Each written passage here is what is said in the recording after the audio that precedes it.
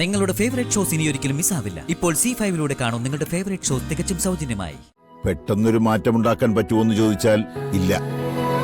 എന്നാൽ ചിട്ടയായ മാറ്റത്തിലൂടെ മാറ്റമുണ്ടാവുകയും ചെയ്യും.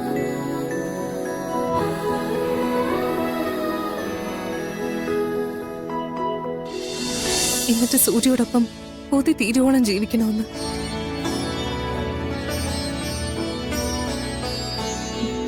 ഞങ്ങൾക്ക് കുഞ്ഞുങ്ങളെ പിറക്കണം.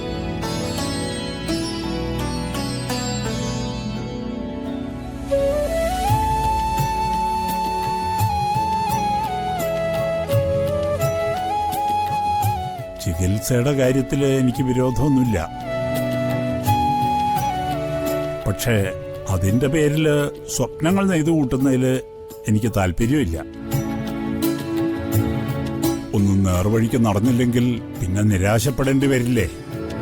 എനിക്ക് എന്തോ ഒരു വിശ്വാസം തോന്നുന്നുണ്ട് അച്ഛാ. സൂര്യ നമുക്ക് തിരിച്ചു കൊണ്ടുവരാൻ പറ്റും. മോളെ രാധികെ, നീ അച്ഛനെ വിളിച്ച് ചോദിക്കേ. അതിനെന്താ അമ്മേ, ഞാൻ ഇപ്പൊ തന്നെ ചോദിച്ചോളാം.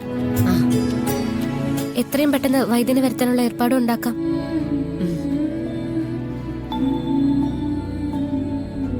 തീരുമാനം എന്തായാലും നന്നായി. അച്ഛാ, സൂര്യ ചിലപ്പോ താല്പര്യക്കുറവ് കാണിച്ചെന്നിരിക്കും. അത് ഞാൻ പറഞ്ഞോളാം. മോളെ കൽപ്പന, മരുന്നുകൊണ്ട് മാത്രം പ്രയോജനം ഉണ്ടാവണമെന്നില്ല. മനസ്സറിഞ്ഞ് ഭഗവാനോടുള്ള പ്രാർത്ഥന ഉണ്ടാവണം. നിന്റെ ആ പ്രാർത്ഥനയാവും എന്റെ മോനെ തിരിച്ചു കൊണ്ടുവരുന്നത്.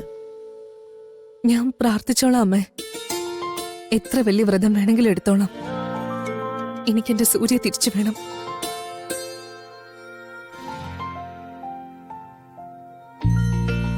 പത്മിനി, ഇതൊരു വല്ലാത്ത മാറ്റമാണല്ലോ. പിന്നല്ലാതെ ഈശ്വരൻ തോന്നിപ്പിച്ചതാവും കൽപ്പനയ്ക്ക്.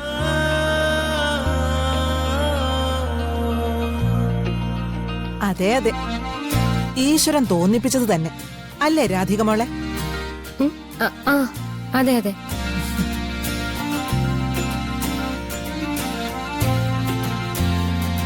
മോളി ചെന്ന് അച്ഛനെ വിളിച്ച കാര്യം പറ. എന്നാ ഞാൻ സൂര്യയുടെ അടുത്തേക്ക് ചെല്ലട്ടെ.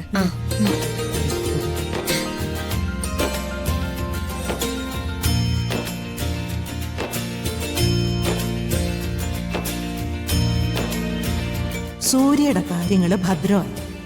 ഇനിയിപ്പോ വരുണിന്റെ കാര്യം കൂടി ഭദ്രമാക്കണം.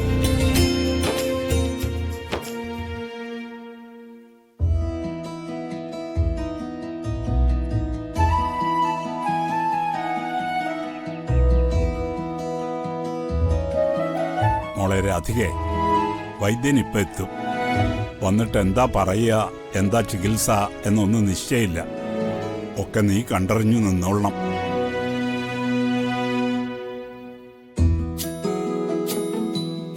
അതിന്റെ കാര്യത്തിൽ അച്ഛൻ പേടിക്കൊന്നും വേണ്ട. ഇതിന്റെയൊക്കെ സ്പെഷ്യലിസ്റ്റ് അല്ലേ രാധിക? അതെന്താടാ, രാധികയ്ക്ക് രോഗികളെ നോക്കലായിരുന്നോ പണി? ഏയ് അതല്ലേ ഏട്ടാ, ഓരോ കാര്യത്തിലും ഇയാളുടെ ആത്മാർത്ഥത കാണുന്നോണ്ട് പറഞ്ഞു പോയതാ.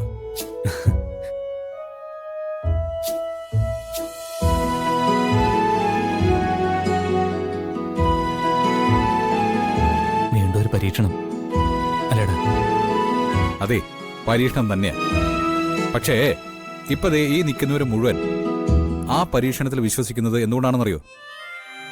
രാധികയുടെ ഭക്തിയിലുള്ള വിശ്വാസം അല്ലേ അമ്മേ? അതെ,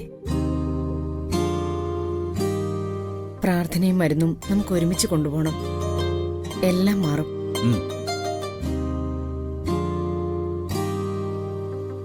സൂര്യ,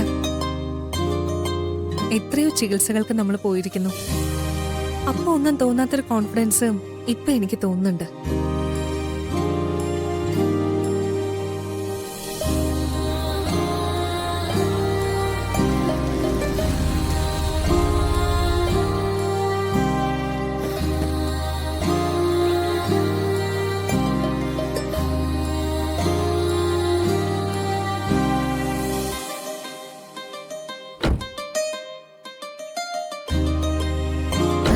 അദ്ദേഹം വന്നു.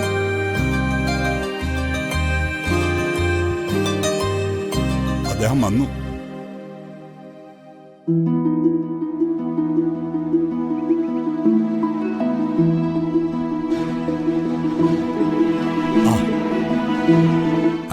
നമസ്കാരം വൈദ്യരെ. നമസ്കാരം. അകത്തേക്ക് വരൂ. ശരിയായിക്കോട്ടെ. വരൂ. ആ ഇക്കൂട്ടത്തിൽ ദേവനാരായണന്റെ മകളാരാ? ഈ കുട്ടിയാ. ആ ദേവനാരായണനുമായിട്ട് കുറെ വർഷങ്ങളുടെ അടുപ്പമാണ്. അയാൾ സംസാരിക്കുമ്പോഴൊക്കെ ഏറ്റവും കൂടുതൽ പറയുക കുട്ടിയെക്കുറിച്ചാണ്.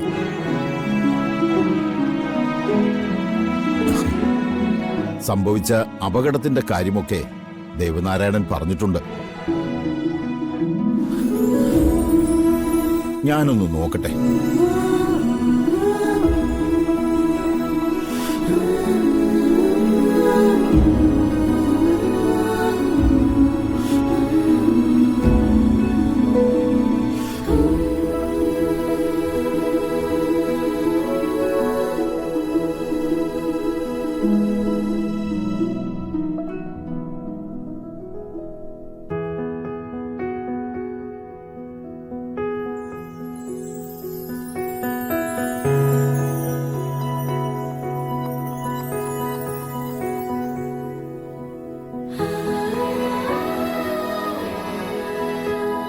പെട്ടെന്നൊരു മാറ്റമുണ്ടാക്കാൻ പറ്റുമോയെന്ന് ചോദിച്ചാൽ ഇല്ല.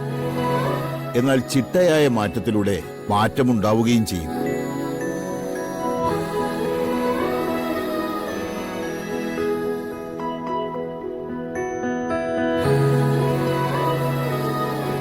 ഞാൻ എന്റെ ചികിത്സ ആരംഭിക്കണമെങ്കിൽ എനിക്ക് ആദ്യം വേണ്ടത് രോഗിയുടെ പരിപൂർണമായ സമ്മതമാണ്. എന്നുവെച്ചാൽ എഴുന്നേറ്റ് നിൽക്കണം, നടക്കണം എന്ന ഇയാളുടെ ആഗ്രഹം പോലെയായിരിക്കും ചികിത്സ ഫലിക്കുന്നതിന്റെ വേഗതയും. ഞാൻ എന്ത് സഹിക്കാൻ തയ്യാറാ. ഈ ഇരിപ്പിൽ നിന്ന് ഒരു മോചനം കിട്ടിയാൽ മതി. തുടർച്ചയായ ചികിത്സ വേണ്ടിവരും. ഇവിടെ ആവശ്യത്തിന് ആൾക്കാരുണ്ടല്ലോ അല്ലേ? ആ, എന്താ വേണ്ടേന്ന് വെച്ചാ പറഞ്ഞാ മതി അല്ലേ അമ്മ? സുമാരാ, ഓ കിഴിയും ധാരയും വേണ്ടിവരും. എഴുതിയെടുത്തോളൂ. എരിക്കിൻ തോലോട്, മുരുക്കിൻ തോലിക, കറുത്ത ചുണ്ടവേര്, തേക്കട, ചെന്നിനായകം, ചെത്തി കീഴ്ക്കുല, ചെത്തിവേര്, കൊടുവേലി.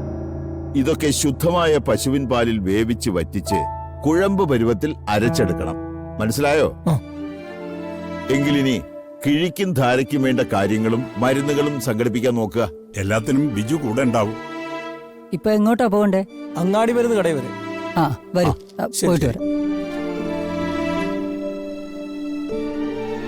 വൈദ്യരെ, വേറൊന്നും തോന്നല്ലേ?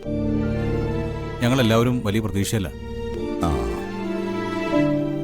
ഏട്ടന്റെ കാര്യത്തില് അങ്ങേക്ക് എന്താ തോന്നുന്നത്?